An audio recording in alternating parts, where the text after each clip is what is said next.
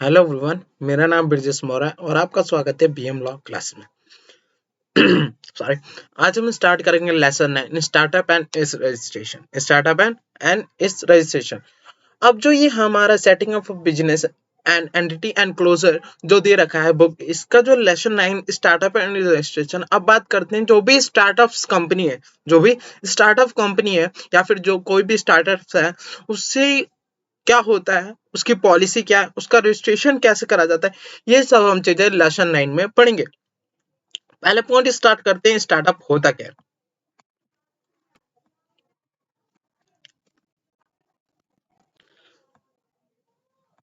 So startup company is a startup या फिर startup is an entrepreneur venture. जितने भी एंटरप्रेन्योर, इसका मतलब कोई भी नई company which is typically emerging or fast growing business that aim to solve an unmet need by the developing viable business model around an innovation product, service, processor and the platform। अब सबसे पहले जो startup company है वो सबसे पहले क्या है, एक एंटरप्रेन्योरल वेंचर है और इसका सबसे जो है ये इमर्ज हो रही है, फास्ट ग्रोइंग बिजनेस है और इसका सबसे जो है वो एम ये होगा कि जितने भी अनमीट नीड है, जो नीड है हमारी जो अभी तक हुई नहीं, उसको सॉल्व करना, उसको solve model around innovation product service और प्रोसीजर एट फ्रॉम प्लेटफॉर्म। ये एक स्टार्टअप का डेफिनेशन हो गया। अब startup usually a company design to effectively develop and validate a scalable business model. अगर बात करें कोई स्टार्टअप है तो ये एक स्टार्टअप क्या है, एक एंटरप्रेन्योरल वेंचर है जो इमर्ज कर रही है या फिर फास्ट ग्रोइंग कंपनी है और जो हमारे भी जितने भी अनमीट नीड्स हैं उनको उनको सॉल्व करना सबसे पहले एक स्टार्टअप कंपनी का काम है। या फिर वो एक इनोवेशन से करे, सर्विस से करे, प्रोसीजर करे, प्लेटफॉर्म से करे या फिर कोई भी प्रोडक्ट से करे। नाउ स्टार्टअप में have I rate failure but majority of success include company that have become the large and influence. और जो कोई भी कंपनी स्टार्ट करता है तो क्या वो बहुत चांसेस हो जाते हैं कि वो फेल हो जाते हैं, मगर जो भी अगर पास होती है, जो भी चल जाती है, वो बहुत जल्दी लार्ज या फिर इन्फ्लुएंस कंपनी बन जाती है। इन्फ्लुएंस या इवैल्यूएशन, ये आप आराम से अपने आप भी पढ़ लेंगे कि आखिर हमारी इवैल्यूएशन हुआ कैसे स्टार्टअप कंपनीज का। बात करते हैं स्टार्टअप इंडियन पॉलिसी। जो हमारी जितनी भी स्टार्टअप है वो सबसे बड़ा प्रोडक्शन सर्विस में योगदान होता है, तो उन पे सबसे ज्यादा ध्यान देती है गवर्नमेंट। तो जब स्टार्टअप आया इंडिया में तो उसके ऊपर पॉलिसी बनाया गया, वो पॉलिसी क्या थी उसकी बात करेंगे। So the startup initiative announce by the honourable Prime Minister on the 15th August 2015 aimed to fostering entrepreneurship and the promoting innovation by creating an ecosystem that is a conducive to growth of startup. And startup is a flagship initiative of the government of India intended to be build a strong ecosystem for the nurturing innovation and startup in the country that will drive sustainable economic growth and generate large scale of employment opportunity। तो सबसे जो हमारे honourable prime minister है श्री नरेंद्र सिंह मोदी ने, उन्होंने 15 अगस्त 2015 में एक startup का इन्वेंशन स्टार्टअप इंडिया का दिया, जिसका सबसे पहला क्या होगा कि ये हमारे जो इतने भी इकोनॉमिक सिस्टम है उसे सही करेगा। दूसरा क्या है कि हमारी इकोनॉमिक ग्रोथ में सबसे बड़ा एक योगदान होगा स्टार्टअप कंपनी का, और ये हमारे एम्प्लॉयमेंट जो अपॉर्चुनिटी है वो सबसे बड़ी अपॉर्चुनिटी स्टार्टअप कंपनी देगी। इसीलिए स्टार्टअप इंडिया पॉलिसी बनाएंगे फॉर द स्टार्टअप कंपनी। अब स्टार्टअप इंडिया पॉलिसी थी क्या, उसमें क्या क्या फायदे थे। First, fund for the providing fund support to startup. जितने भी स्टार्टअप है उन्हें फंड प्रोवाइड करा गया कि वो जितने भी उनका बिजनेस है वो ग्रो करे, हमारे को इकोनॉमिक में सबसे बड़ा योगदान हो, एम्प्लॉयमेंट अपॉर्चुनिटी दे, जिससे हमारी कंपनी और हमारे जो बेरोजगारी है वो कम होती जाए। सबसे पहला जो है फंड, ये providing fund for support of startup.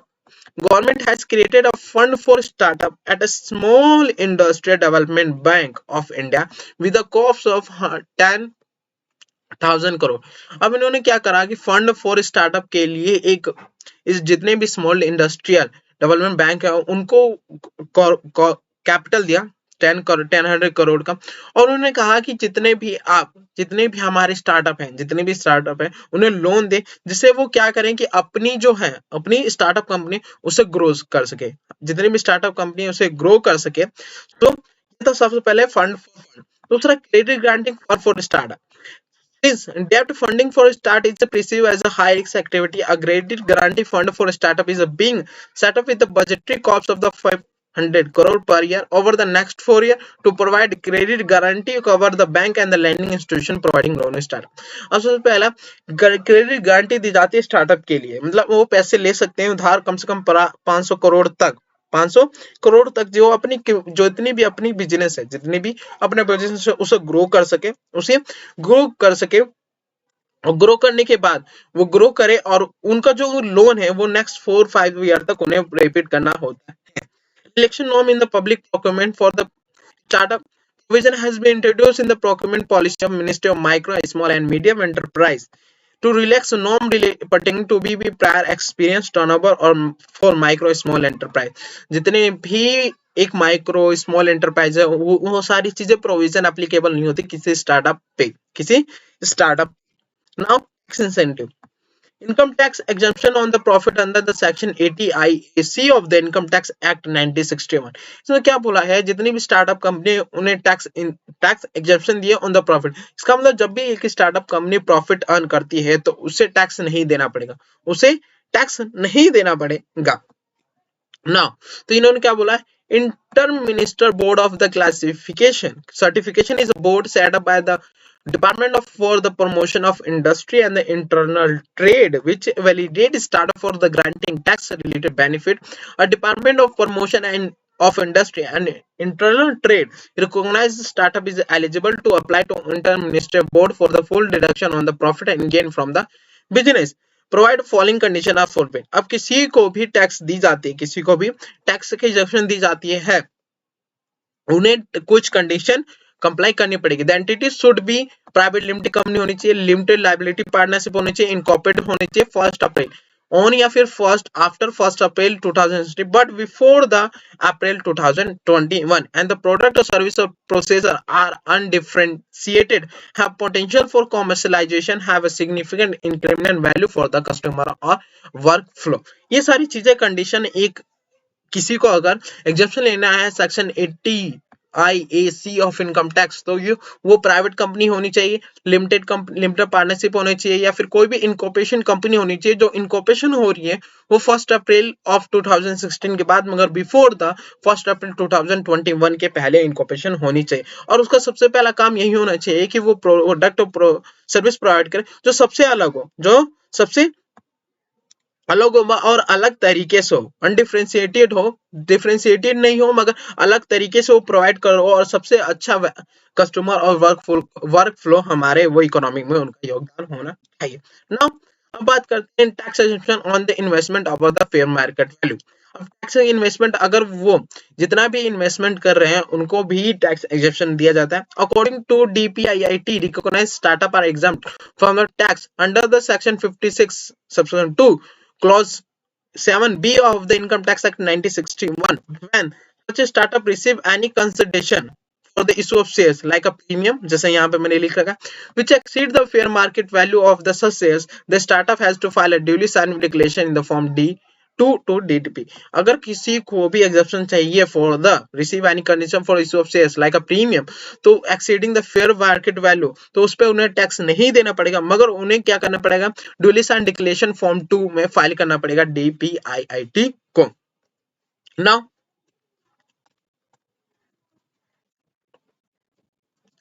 अब बात करते हैं introduction of the section 44 EE capital gain पे। In the Income Tax Act 1961, exemption for tax on the long-term capital gain, if such long-term capital gain is invested in a fund notified by the central government, the maximum amount that can be invested in 550 lakh रुपए। अब किसी को अगर कोई भी startup को हम तभी कैपिटल गेन जो हो रहा है उस पर हम एग्जेम्पशन देंगे, टैक्स एग्जेम्पशन देंगे जब कि जो इन्वेस्टमेंट है वो 50 लाख तक का हो। अगर 50 लाख के ज्यादा है इन्वेस्टमेंट और उस पर लॉन्ग टर्म कैपिटल गेन हो रहा है तो उस पर हम टैक्स लगाएंगे ही लगाएंगे according to section 44 54 of the 54 double E of the Income Tax Act 1961. 54 GB of the income tax exemption from the tax on the capital gain. अभी हम क्या पढ़े थे?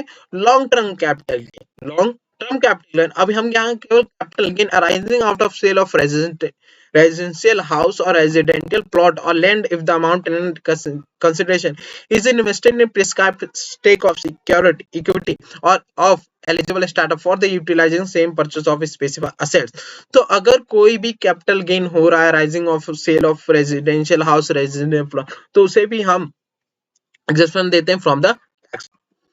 Amendment in section 79 of the Income Tax Act.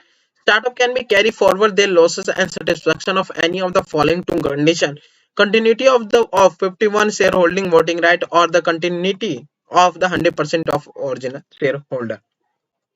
Now अब बात करते हैं हमारा 5 point, legal support and the fast patent examination at lower cost. अब क्या होता है, अगर कोई भी स्टार्टअप है, अगर उसे ट्रेडमार्क चाहिए, पेटेंट चाहिए, कॉपीराइट चाहिए, तो इन्हें सबसे कम इसका मतलब वो सस्ते जितने अमाउंट एक प्राइवेट एक किसी स्टार्टअप कोई प्राइवेट या पब्लिक कंपनी है अगर उसे पेटेंट चाहिए रहता है तो उसके लिए जितना वो पे करता है उसके 80% वो रिड्यूस कर दिया जाता है amount for the giving the patent या फिर copyright.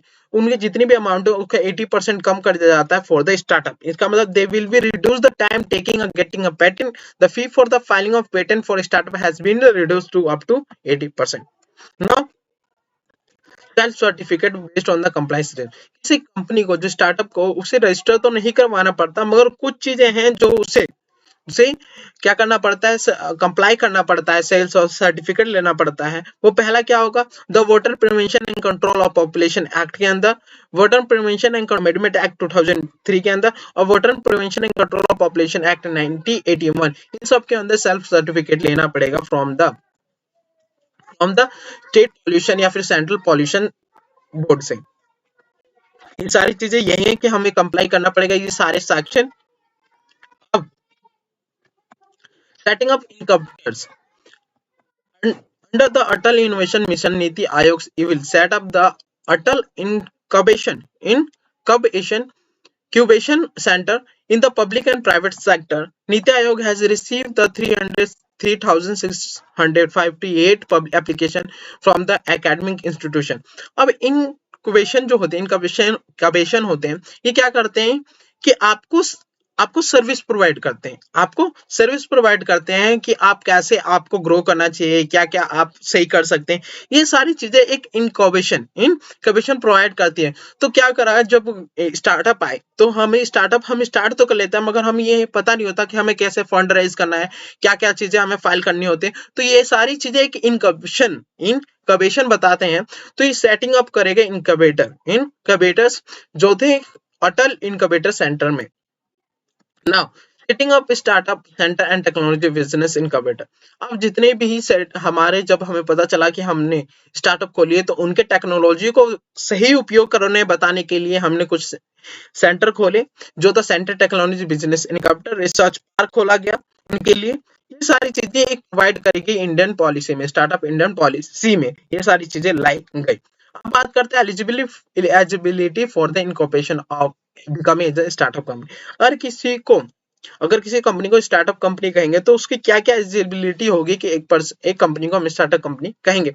Any entity shall be consider as a startup. कोई भी एंटिटी उसे हम तभी स्टार्टअप कहेंगे तब up to period of 10 year from the date of incorporation of registration. जब उसका रजिस्ट्रेशन हुआ हो, जब उसका इनकॉर्पोरेशन हुआ उसके जब से उसने स्टार्ट करा 10 साल तक हम उसे स्टार्टअप कंपनी कहेंगे.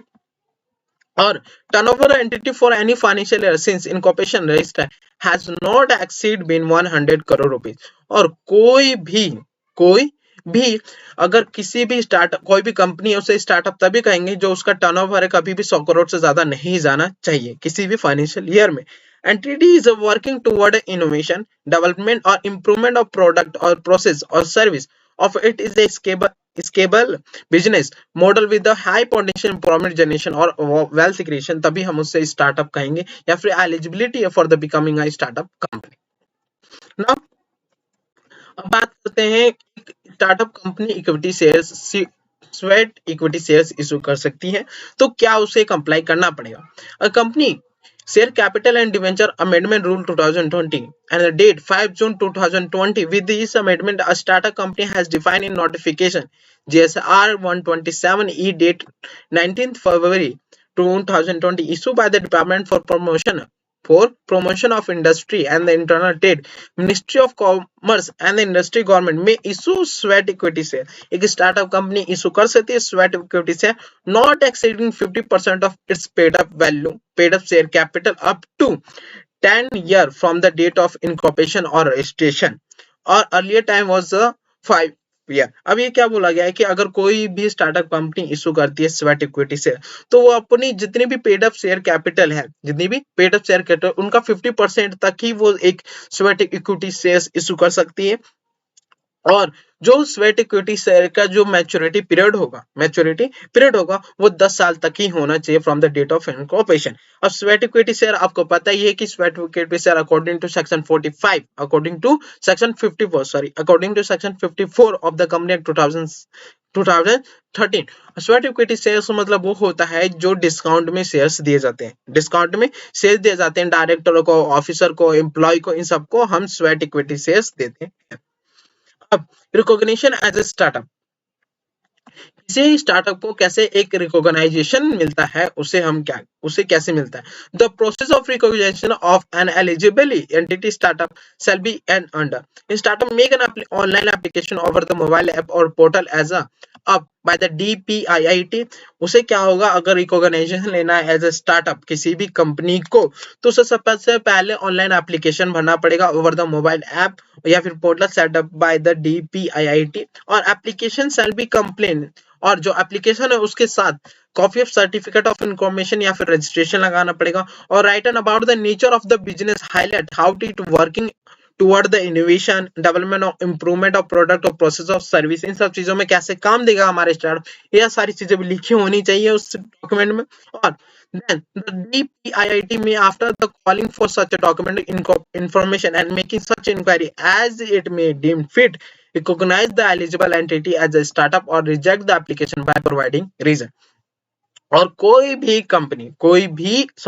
DPIIT after the calling document देखने के बाद इंक्वायरी करने के बाद या फिर उसे रिकॉग्नाइज कर देगी as eligible entity as a startup और या फिर रिजेक्ट कर देगी एप्लीकेशन को। Now certificate of the ministry board for availing tax benefit under section और किसी को भी अंडर सेक्शन 80IC के अंदर बेनिफिट चाहिए तो उससे startup being a private limited और limited company make application in form number 1 के अंदर फॉर्म भरना पड़ेगा अंडर अगर एग्जेम्पशन चाहिए अंडर द सेक्शन 80IAC के अंदर of income tax act 1961।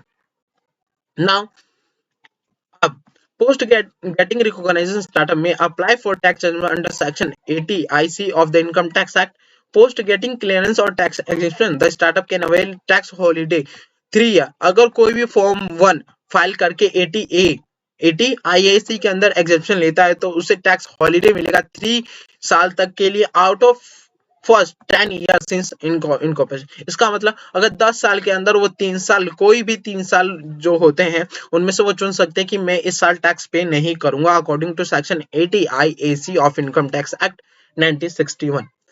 Eligibility criteria क्या होगा for the income tax exemption under IATC only private company या फिर limited partner is eligible for tax exemption.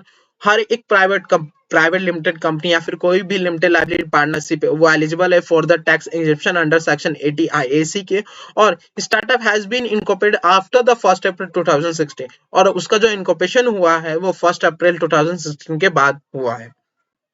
Now exemption under the section 56 of the income tax act या फिर angel tax भी बोलते हैं post getting recognisation as a startup होने के बाद में apply for the angel tax adjustment eligibility criteria for the tax exemption under section 56 act क्या होगा that it should be the DPIIT recognise as startup और agreement amount of the paid up share capital and share premium of the startup after the propose issue share if any does not exceed 25 crore. अब किसी को भी angel tax exemption चाहिए तो सबसे पहले वो रिकॉग्नाइज होनी चाहिए एज ए स्टार्टअप और दूसरा उनका जो पेड अप शेयर कैपिटल और सिक्योरिटी प्रीमियम शेयर प्रीमियम जितनी भी उन दोनों को जोड़ के 25 करोड़ से ज्यादा नहीं होना चाहिए। नाउ 56 हमने पढ़ लिया। लॉन्ग टर्म कैपिटल गेन अगर होता है तो उस पर टैक्स एग्जम्पशन दी जाती है। अब India state as a state with the startup policy. Startup policy भी हमने पढ़ ली स्टेट के बारे में। इतनी सारी स्टार्टअप पॉलिसी थी, उनमें हमें यह था कि फंड प्रोवाइड कराया जाएगा, गारंटी प्रोवाइड करी जाएगी, प्रोडक्ट प्रोवाइड करा जाएगा, टैक्स एग्जेप्शन प्रोवाइड करी जाएगी किसी भी एक स्टार्टअप को। नाउ अब ये तो सारे दे रखा है कि कौन कौन से स्टेट में कितना, वो सारी चीजें हम कौन कौन से रैंक देते हैं, कहाँ कहाँ स्टार्ट करे गए हैं स्टार्टअप पॉलिसी, स्टार्टअप स्टार्ट करे गए हैं ज्यादा। अब मिलते हैं एग्जेप्शन फॉर स्टार्टअप। एक स्टार्टअप को कितने सारे एग्जेप्शन दिए जाते हैं। टैक्स तो अलग बात है, एक टैक्स तो अलग बात है कि उन्हें इनकम टैक्स एक्ट के अंदर कुछ सेक्शन है जहां उन्हें टैक्स एग्जेप्शन दिए जाते हैं, मगर और अलग से जो एग्जेप्शन है वो क्या है, exemption है। Exemption है promote growth and help the Indian economy. Many benefit being given to entrepreneurs, stabilize startup. Simple process. उन्हें कोई भी बड़ी कंप्लाइंस नहीं करनी पड़ती, केवल वो लॉन्च मोबाइल ऐप पे जाएंगे या फिर वेबसाइट पे जाएंगे, इजी रजिस्ट्रेशन करेंगे फॉर स्टार्टअप, फिर उनका प्रोसेस स्टार्ट हो जाएगा, एज ए रिकॉग्नाइज हो जाएंगे as a startup. Reduction in cost, उन्हें क्या होता है कि सिंपल सी बात है, पेटेंट जब वो लेते हैं, कॉपीराइट लेते हैं, उन्हें फी पे करने में ज्यादा पे नहीं करना पड़ता। Rather the private public company, उन्हें they will enjoy 80% reduction in the cost of filing patent. अगर पेटेंट के लिए वो फी पे करे तो उनमें 80% माइनस करके ही वो फी पे करेंगे the startup. Easy access to fund, simple सी बात है, 100 करोड़ 10 करोड़ तक उनके लिए एक बजट बनाया गया, तो इसलिए उन्हें जो फंड प्रोवाइड करने में कोई भी दिक्कत नहीं होगी, बहुत आसानी से उन्हें फंड प्रोवाइड करा जा सकता है। टैक्स हॉलीडे हमने पढ़ा था कि 3 ईयर तक ले सकते हैं tax holiday under section 80 IAC of income tax act, out of 10 year के अंदर। अप्लाई फॉर टेंडर, और टेंडर के लिए बड़े प्यार से किसी भी गवर्नमेंट को अप्लाई कर सकते हैं। रिसर्च एंड डेवलपमेंट, बहुत सारी research and development facility park provide करके जो स्टार्टअप को रिसर्च एंड डेवलपमेंट के लिए फैसिलिटी दी जाएगी। नो टाइम कंज्यूमिंग कंप्लायंस, बहुत आसान तरीके से हो सकता है, और जितने भी कंप्लायंस है हमें इतने ज्यादा नहीं करना। वो 9 लेबर एंड 3 इन्वायरमेंट लॉ के अंदर बस हमें वो सेल्फ सर्टिफिकेट लेना पड़ेगा। Tax saving for in the investor, people investing their capital gain in the venture fund set up by the government will get a exemption from the capital gain। और कोई भी अगर इन्वेस्ट करता है in the venture fund set up by the government तो उसे में tax exemption दिया जाता है for the capital gain. Now choose your investor, कोई प्रॉब्लम नहीं है, उसे अपना ऑप्शन है कि वो कोई भी वेंचर कैपिटल चुन सकता है। इजी एक्टिस, वो आराम से बाहर अपने स्टार्टअप को बंद कर सकता है, मगर उसे within 19 day from the date of publication of winding up देना पड़ेगा। मीट अदर एंटरप्रेन्योर, ये सारी चीजें क्या है कि एक स्टार्टअप को बेनिफिट दी जाती है। सो आज के लिए इतना ही काफी, हम आज के लिए इतना ही छोड़ देते हैं। नेक्स्ट चैप्टर में हम जो पढ़ेंगे tax exemption for startup effective from the, क्या क्या टैक्स एग्जेम्पशन दिए हैं अंडर, हमने अभी ऊपर पढ़ाई, तो उसी से रिलेटेड थोड़ा थोड़ा जो चेंजेस होगा वो according to section, according to year 2017-18 के अकॉर्डिंग, फाइनेंशियल ईयर के अकॉर्डिंग हम थोड़ा बस पढ़ेंगे। सो मिलते हैं नेक्स्ट वीडियो में, आज के लिए इतना काफी। Thank you so much.